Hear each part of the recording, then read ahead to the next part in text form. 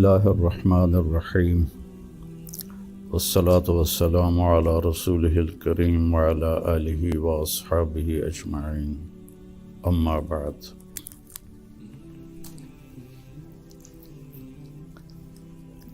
دین اسلام زندگی گزارنے کا وہ طریقہ ہے جو اللہ نے جناب رسول اللہ صلی اللہ علیہ وسلم کے ذریعے سے ہم تک پہنچایا اور بتایا، ڈنڈے سے نہیں چلایا۔ باقی جو جتنی مخلوق ہے ان کو اللہ نے مجبور پیدا کیا ہے۔ آم کے درخت پر اس کی مرضی سے کیلا نہیں لگے گا، آم ہی لگے گا، یہ اس کے لیے پابندی ہے۔ کریلا کڑوا ہوگا، میٹھا نہیں ہوگا۔ بھینس نے دودھ دینا ہی دینا ہے، اس کو اختیار نہیں کہ وہ انکار کر دے۔ تو اس طرح پوری کائنات کو دیکھیں تو ساری کائنات اور سارے جانور، سارے جاندار بے جان، وہ ان کو اللہ نے پابند کر دیا ہے، وہ سے ادھر ادھر نہیں ہو سکتے۔ ہمارا چونکہ پیپر ہے کہ لیبلوکم ایکم احسن عملا، کہ تم میں کون اللہ کو راضی کر کے آتا ہے، کون اپنے عمل کو خوبصورت بناتا ہے، اور کون اس تھوڑی سی زندگی کے پیچھے اپنے اللہ کو ناراض کر دیتا ہے۔ تو جب اللہ ہی نے انسان کو بنایا اور اس نے ہی چلنے کا راستہ بتایا تو یقیناً وہ سب سے آسان ہوگا۔ پوری دنیا کے نئی نسل میں ایک بات کامن ہے، چاہے پاکستان میں ہو چاہے امریکہ میں ہو، دین پہ چلنا بڑا مشکل ہے۔ تو ہم اللہ سے پوچھیں وہ کیا کہتا ہے جس نے ہمیں یہ فطرت اللہ التی فطر الناس علیہا لا تبدیل لخلق اللہ اور ان الدین عند اللہ الاسلام، کہ اب زندگی گزارنے کا ایک ہی طریقہ ہے جس پر تم کامیاب ہوگے، وہ اسلام ہے۔ تو اللہ تعالیٰ کہہ رہا ہے یرید اللہ بکم الیسر، اللہ تمہارے لیے آسانی چاہتا ہے، ولا یرید بکم العسر، اللہ تمہارے لیے تنگی اور مشقت نہیں چاہتا۔ یرید اللہ ان یخفف عنکم، اگر اس راستے پر چلو گے تو اللہ تمہیں ہلکا پھلکا کر دے گا، تمہارے سٹریس دور کر دے گا، تمہاری یہ جو ایک اینزائٹی اور ڈپریشن کا لفظ پوری دنیا میں چلا ہے، یہ اللہ تمہارے دور کر دے گا اگر تم اسلام پہ چلو گے۔ یرید اللہ ان یخفف عنکم، اینزائٹی ڈپریشن کی دوائیں کیا کرتی ہیں؟ دماغ کو تھوڑا سست کر دیتی ہیں، تو اس کی جو فیلنگز ہیں نیگیٹو وہ ذرا کم ہو جاتی ہیں۔ تو اللہ تعالیٰ فرما رہا ہے میرے راستے پر چلو تو یہ آئیں گی نہیں، تم خوش باش رہو گے، مزے میں رہو گے۔ پھر اللہ تعالیٰ کہتا ہے ما جعل علیکم فی الدین من حرج، میں نے تمہارے دین میں کوئی تنگی رکھی کوئی نہیں۔ بھوک لگی ہو تو روٹی کھانا مشکل کام ہے، کتنا آسان ہے۔ ہاں، اس کے لیے اگر کہیں جانا پڑے تو جانا پڑے گا۔ آپ لوگوں کے کھانے کا کیا باہر انتظام ہے؟ تو آپ لوگ باہر کھانا کھانے جاتے ہیں، یہاں بیٹھے بیٹھے تو نہیں آتا۔ تو اس کے لیے جو انسان تکلیف اٹھاتا ہے وہ اس کو محسوس نہیں ہوتی۔ تو بغیر مقصد کے جب کوئی تکلیف آتی ہے تو وہ محسوس ہوتی ہے۔ یہ میں پورا امریکہ، یورپ، آسٹریلیا، سارے بر اعظم پھرا ہوں. آپ کے ملک میں لائف بہت ٹف ہے، آسان نہیں ہے، بہت مشکل لائف ہے.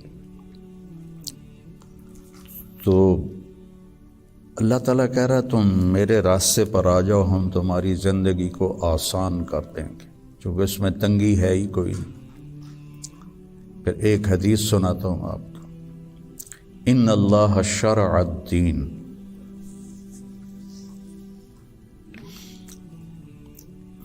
اللہ تعالیٰ نے تمہارے یہ دین کو شریعت بنایا. شرع کسے کہتے ہیں؟ بہتے پانی کو کہتے ہیں. بہتا پانی کتنا مفید ہے، کتنی پوری زندگی کا نظام پانی کے اوپر چل رہا ہے.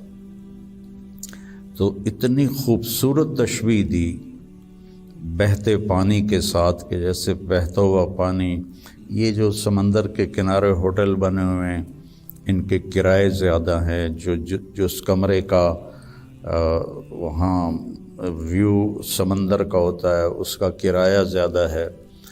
تو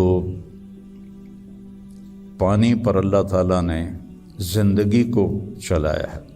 وَجَعَلْنَا مِنَ الْمَاءِ كُلَّ شَيْءٍ حَيٍّ، اور اللہ قرآن میں کہتا ہے کہ میں نے ہر جاندار کو پانی سے پیدا فرمایا. تو اللہ کے نبی نے قرآن میں کہا لِكُلٍّ جَعَلْنَا مِنْكُمْ شِرْعَةً وَمِنْهَاجًا ثُمَّ جَعَلْنَاكَ عَلَى شَرِيعَةٍ مِنَ الْأَمْرِ. تو اس کے پیچھے وہ خوبصورت معنی ہے کہ بہتا پانی، میٹھا پانی زندگی کی سب سے بڑی ضرورت. اس لیے سفر میں آدمی ہو اور پانی کی قلت ہو تو علماء کہتے ہیں نماز کے لیے تیمم کرے اور پینے کے لیے پانی کو محفوظ کرے. نماز جیسے عمل کے لیے اللہ نے صحابہ یہی کچھ کرتے تھے کہ پانی پینے کے لیے رکھتے تھے اور نماز تیمم سے پڑھتے تھے. تو ان اللہ شرع الدین، پہلی بشارت تو لفظ شرع میں ہے. وجعلہ سہلا، دوسری خوشخبری آسان بنایا. تیسری خوشخبری سمحن، بہت نرم بنایا. چوتھی خوشخبری واسعن، بہت کھلا کشادہ بنایا. پانچویں خوشخبری ولم یجعلہ ضیقا، اور اس میں کوئی تنگی نہیں رکھی. لیکن جیسے ہر چیز کو سیکھنا پڑتا ہے، دین کو بھی سیکھنا پڑتا ہے. یہ بڑے بڑے ٹرالے جو چلا رہے ہوتے ہیں، یہ اتنے بڑے بڑے کروز، کئی دفعہ میں نے ان میں سفر کیا ہے، اتنے بڑے بڑے 5-5 ہزار آدمی اٹھا کے وہ جو ڈرائیور چل رہا ہے وہ دیکھنے میں کتنا مشکل ہے. پھر پانی میں بریک لگانا یہ کتنا عجیب مشکل کام ہے، لیکن چونکہ سیکھ لیا تو چلائے جا رہا ہے. گاڑی ایک ہاتھ سے چلا رہا ہے، دوسرے ہاتھ سے موبائل سن رہا ہے، حالانکہ پابندیاں الگ الگ کے حکومت کی، پھر بھی موبائل یہاں لگایا ہوا ہے. ہمارے ہاں تو موٹر سائیکل پر بیٹھا ہوا ہے، ایسے موبائل کر کے جا رہا ہوتا ہے، کھوتا ریڈی چلاتے ہوئے اپنا موبائل یہاں رکھا ہوتا. تو سیکھنا پڑتا ہے، سیکھے بغیر تو آدمی سائیکل بھی نہیں چلا سکتا. سیکھنے کے لیے ہر میدان میں اللہ تعالیٰ نے محنت رکھی ہے، بغیر محنت کے نہیں. اب چونکہ اس محنت پہ کیا ملے گا وہ نظر نہیں آتا تو مشکل نظر آتا ہے، اور امریکہ میں جاب کرنے میں کیا ملے گا وہ نظر آتا ہے تو اس کے لیے ایسے روبوٹ کی طرح بھاگ رہے ہیں، روبوٹ کی طرح جاب. جو بڑے بڑے کاروباری ہیں وہ بھی مزدور کی طرح کام کرتے ہیں، وہ بھی ایسے فری نہیں ہے کہ بھئی اب میرا بڑا کاروبار ہے میں آرام سے گھر بیٹھوں آدمی رکھ لوں، نہیں. تو وہ مشقت اس لیے آسان ہوتی ہے کہ اس کی آؤٹ پٹ نظر آ رہی ہوتی، اور جو دین کے اللہ نے ہم سے ڈیمانڈ رکھی ہے چند ہیں، کوئی بڑی زیادہ نہیں ہے، چند مختصر، ایک لا الہ الا اللہ محمد رسول اللہ کی گواہی، وہ اللہ کا فضل، ہم سارے مسلمان یہ گواہی دیتے ہیں، پھر 5 وقت کی نماز ہے، اور سفر میں آپ کے لیے اللہ نے آدھی کر دی ہے، اکٹھی کر دی ہے، ظہر عصر اکٹھی پڑھ لو، مغرب عشاء اکٹھی پڑھ لو، اور رمضان کے روزے ہیں سال کے بعد، حج اور زکوٰۃ پیسے والوں پر ہے، عام لوگوں پر نہیں ہے،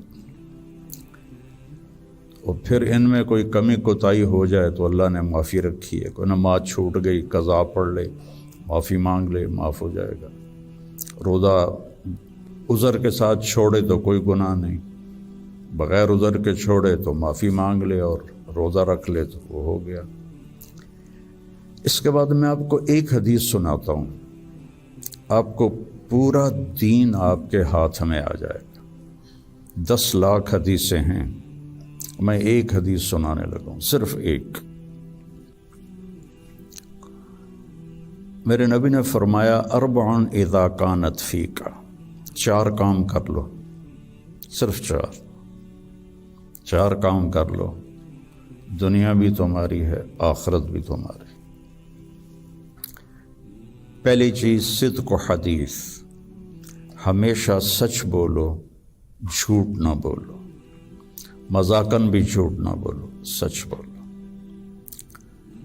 دوسری چیز حفظ و امانت، کسی کو دھوکہ نہ دو، کسی کے ساتھ 2 نمبری نہ کرو۔ تیسری چیز حسن و خلیقت، اپنے اخلاق اچھے کرو،